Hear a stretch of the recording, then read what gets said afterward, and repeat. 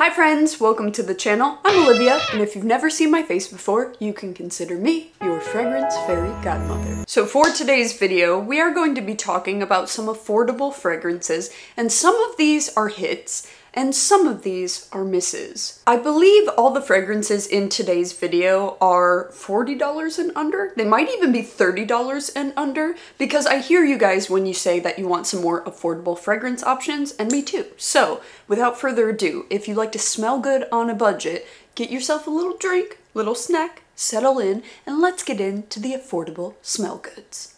So we're gonna start off today with a line that's available at Target that I'm actually newer to, and this is called Being French, and this is Ashley Tisdale's line. So not only do they have perfume, but they have body oils, they have body lotions, they have a body moisturizing stick, which I mistook for deodorant. So I was using this on my underarms and I was like, why am I getting a little funky throughout the day? And then I had a double take at it and I realized that this is a soothing body serum stick. Don't make that mistake. Doesn't this look like a deodorant? Am I crazy? And when it comes to celebrity fragrances, sometimes I can be a little bit skeptical because there are some celebrities that put a lot of attention and a lot of detail behind their brand, and sometimes celebrities just release things seemingly haphazardly. Take for example, I was not very impressed with Kylie Jenner's fragrance that she came out with last year called Cosmic. I just felt like with the name Cosmic, it could have been so much more interesting,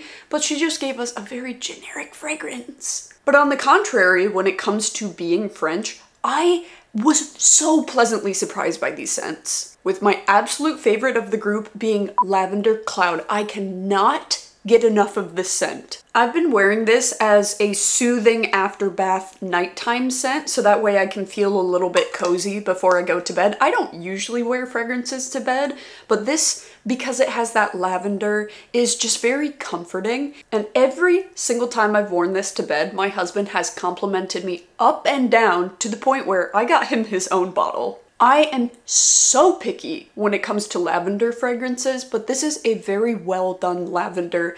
It has that beautiful, calming herbal touch without going sharp or scratchy or medicinal. And this does have vanilla, but it's not overwhelmingly sweet. It rather comes off fluffy and creamy and dreamy and just delicious. This for bedtime or going into work or otherwise when you're feeling icky. There is some magic behind having a bubble bath Epsom salt right before bed, slapping this bad boy on, and then sleeping like a baby. You can't tell me otherwise. So I have lavender scent in 3 formats. I have the lotion, which I enjoy. If you have super duper dry skin, this might be a little bit thin for you, but I like this formula in hotter weather because I don't sweat it off. It's more of a thin, almost serum-like consistency. And then I have the body mist, and this is a hair, body, and linen mist. And I actually find that the body mist lasts for a decent amount of time, but if you can splurge, I would definitely go with the eau de parfum concentration. It's a little bit stronger. Another one that I was super impressed with was their Cashmere vanilla, because this is not a sweet baker's kind of vanilla, but rather a rich, woody, soothing vanilla. All of these fragrances are very soothing and kind of err on the side of more aromatherapy type fragrances. And there's definitely something androgynous, bordering slightly masculine about this fragrance that I really enjoy, because I feel like a lot of vanilla fragrances are just super duper sweet. So this is a vanilla, but you get a really prominent, creamy, dry sandalwood, and you also get the note of toasted rice. So it has that warm, cozy cocooning quality without being sickeningly sweet. So if you wanted a vanilla, but you want something a little bit more relaxed, I would try this one. And next is Palo Santo Sage, and this is going to be for those of you who like those very dry, peppery, herbal sort of scents. Now I'll give you a fair warning, this does err on the side of Santal 33. Now I personally like that fragrance, but a lot of people say that it smells like pickles on them. So sometimes when you have a very, very dry wood in combination with herbal notes, to some noses it can smell pickly, but to me,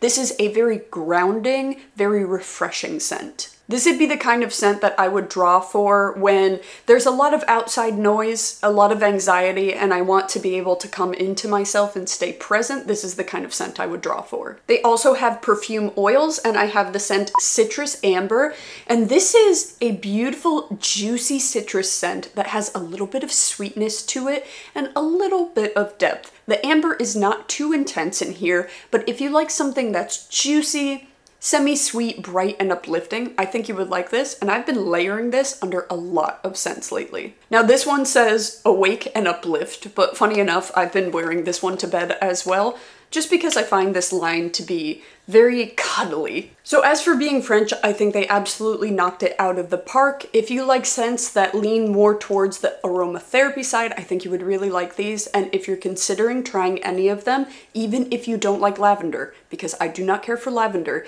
Lavender Cloud is so beautiful. It's cozy, it's comforting, it's sweet, but it's not overpowering. This one, if you are near Target, smell this and tell me I'm wrong. Next, I have some scents from the brand Modern Memory, and they are actually an inspired by brand. So they make dupes of popular fragrances, and you can find these at TJ Maxx. They've been popping up there, but they're also available on Amazon for $25. And for the price, there are some decent call outs to these fragrances. They are clean, whatever that means, cruelty-free, and vegan. But unfortunately, these were a little bit of a flop for me. When you first spray these onto the skin, there is a heavy presence of that alcohol smell that takes a really, really long time to dissipate off of the skin. And overall, there is this slightly synthetic feel running through all of the fragrances that unfortunately, to my nose, make them smell low quality, dare I say, a little cheap. And it's a bummer because Mystery Girl is inspired by Carolina Herrera's Good Girl, and out of the cap, it smells so similar. And personally, I love that scent profile. I know a lot of people hate on it, but I like it so much. But when I applied this to my skin, something just went funky. It smelled off. But I don't like to give up on fragrances right away. I'm going to try these out a couple more times to see if maybe something changes for me. Maybe they intensify, maybe that funkiness will go away. But as it stands right now, I'm not too impressed by these. If I'm running to the gym or if I'm running errands and I just want a little quick something, but I don't need something spectacular, that is the kind of fragrance that you're getting from this. Is it high quality? No. Is it super spectacular? No. But does it get the job done? Yeah. But there was one out of the group that I was impressed with, and this is called Brazilian Summertime. And this is a dupe of Charosa 62's Soul perfume. So it has that salted caramel, pistachio, vanilla feel, and this one didn't go as funky on my skin. So this one I will definitely be layering with the body mist and the Sol de Janeiro Boom Boom Cream, because this one's good. So if you happen to be at a TJ Maxx and you specifically see this one, Brazilian Summertime, with an orange bottle, this one is good.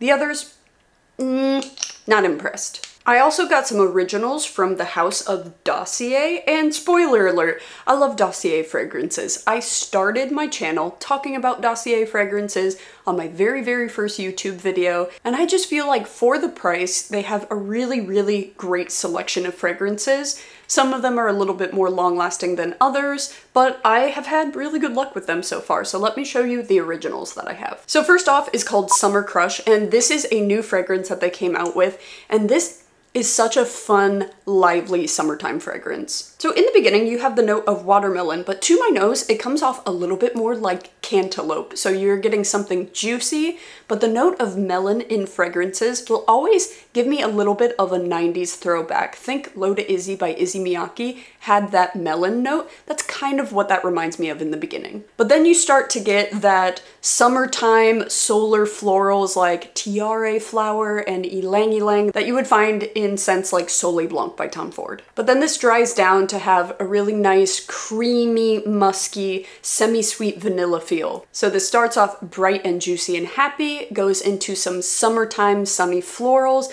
and then dries down with a really nice musk. This is just an easy-going, easy-reach summer fragrance that I've really been enjoying lately. Another one that's going to be really fun in the summer heat is Ginger and Grapefruit Zing. So what's cool about this is you're getting that grated ginger, you're getting a lot of citrus, so it has this fizzy, sparkling, almost ginger ale sort of scent to it, but it doesn't come off sweet like a ginger ale. It has a little bit of spiciness. You have a pink pepper, you have a patchouli, and you have some woods in the base. So you have this bright, fizzy, refreshing, almost spiciness that dries down to an earthy woodiness, and this is a perfectly unisex scent.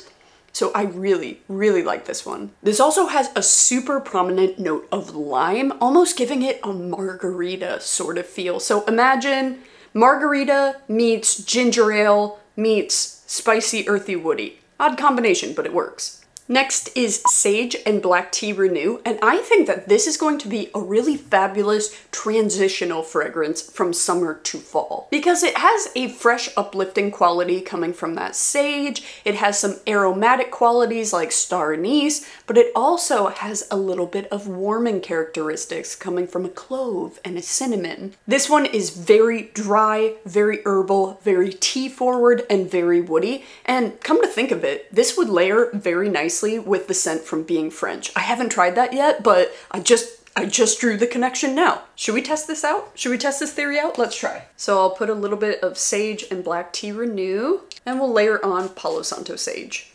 Oh yeah. Oh, that's what I'm talking about. That's great. So if you were wondering how these two compare, Sage and Black Tea Renew is going to be more black tea forward with a warming spiciness, and Palo Santo Sage is going to be on that dry, woody side. So this one comes off more dry and woody, and this one comes off more tea forward with some warm spiciness. So they are definitely different, but nonetheless within the same family category, perhaps fourth cousins. And lastly is Golden Rum and Amber.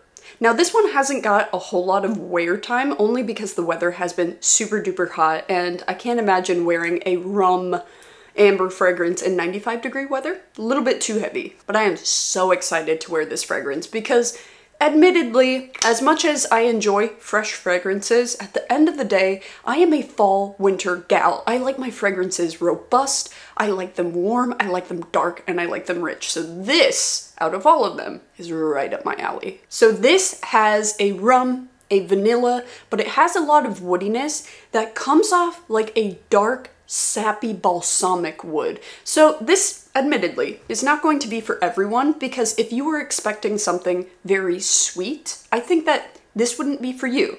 But this has a rich earthiness, almost a smokiness behind it. So if you like scents like By the Fireplace or Jazz Club or Fire by the Maker, which I love so much, you would definitely like this. This is almost giving me you're having some spiked cider over the holidays in a log cabin in the forest. It has that smokiness, it has that woodiness, it has a little bit of booziness, but it has some sweetness to it too. So this one, smash hit. Out of the park. Love this one so much. Just haven't been able to wear it much because I'm not trying to hurt anybody's feelings. Next up on the list, we're gonna talk about some Finery fragrances that you can find at Target. Now, I have talked about quite a few of these on my channel before, but I've discovered a layering combination that I really enjoy that I wanted to share with you guys. So I have said in the past that Not Another Cherry is a miss for me. It is one of those cherry fragrances that is super duper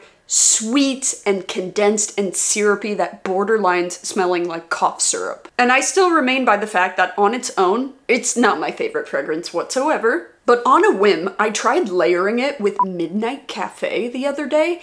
This combination is so good. So Midnight Cafe has notes of jasmine, custard, coffee, and patchouli, and a lot of people say that this is a dupe of Black Opium by YSL, but in my opinion, it is definitely not a dupe. They are related, but I, oddly enough, find this to have like a little bit of fruitiness on the opening, almost as if there was the note of black currant. But it definitely is similar in the way that it has that strong jasmine, it has that earthy patchouli base, but it has that sweet coffee feel. So they are related. I don't find it to be a perfect dupe, and I actually accidentally layered these because I had forgotten that I sprayed Not Another Cherry on my hand, and later in the day went to spray a little bit of this. And as I smelled them together, the cherry in this was subdued by the florals and the earthiness from the patchouli in this, grounding this out a little bit, but this adds just a touch of sweetness. And it doesn't surprise me that these two work together, because if you guys saw, they came out with a new version of Black Opium that was a cherry version, but you can actually make that at home and get a similar experience from layering these two together. And another from Finery that I've really been loving on lately is called Madam, and I might be a little late to the game on this one, but a lot of people say that this smells similar to Into the Night by Bath & Body Works, and I layered this with the Into the Night Bath & Body Works cream the other day, and it smelled so good. So this is a fruit chewy fragrance. So you are getting something that's fruity, you are getting something that's earthy and spicy, but you are getting something that's very sugared as well. And this actually kind of reminds me of a sweeter version of Juice by Commodity. So I tried layering those two together, and this added this sweetness that I felt was missing a little bit from Juice. So if you're trying to do some combinations, this one is a good layering tool. Another affordable fragrance that's available at Target that I think infinitely deserves more shine is Silver Moon from Pacifica. This is a cozy almond forward fragrance. So you're getting that dry nuttiness, you're getting a little bit of sweetness from vanilla, and you get just a little touch of spice that's somewhat reminiscent of holiday, but overall has that beautiful powdery touch that almond can really bring to a fragrance. It's cozy, it's comforting, it has the perfect amount of sweetness, but I do have one flop here, and that is the body mist versions of these scents. If you have the budget, absolutely go for the eau de parfum version and completely bypass the body mist, because every single body mist that I've tried from Pacifica just doesn't last. It doesn't last more than an hour, and I think it's a waste of money, because although you'll save a little bit of money, your scent will be nowhere to be found in a couple hours, versus if you can spring just a little bit more money on the eau de parfum, it lasts much longer. Maybe it's because I'm already in the mindset of going into the fall and winter cozy, warm fragrances,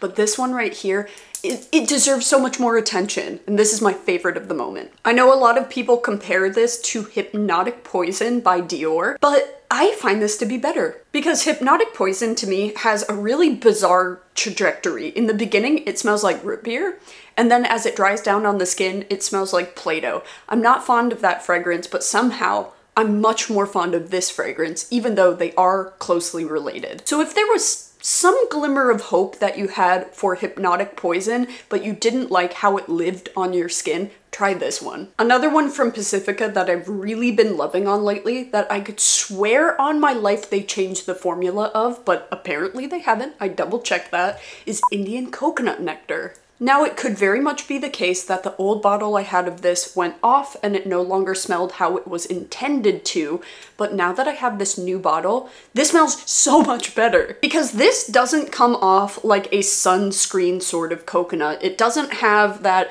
refreshing coconut water tropical feel, but rather a slightly powdery coconut. It's a powdery coconut that almost comes off a little bit creamy, borderlining a waxy, almost lip balm sort of scent, which I know sounds crazy and not enjoyable, but I've been enjoying it lately. It's definitely an unusual coconut, but I like that it doesn't smell like every other tropical coconut fragrance that I try, and although it's a little bit bizarre, she's enjoyable. And I've been layering this with Heretic's Dirty Coconut Hair Mist lately, and this is more of a woody husky coconut with a molecular sort of base. So I'll put this in my hair and then put this all over my body, and I smell tropical without smelling like sunscreen.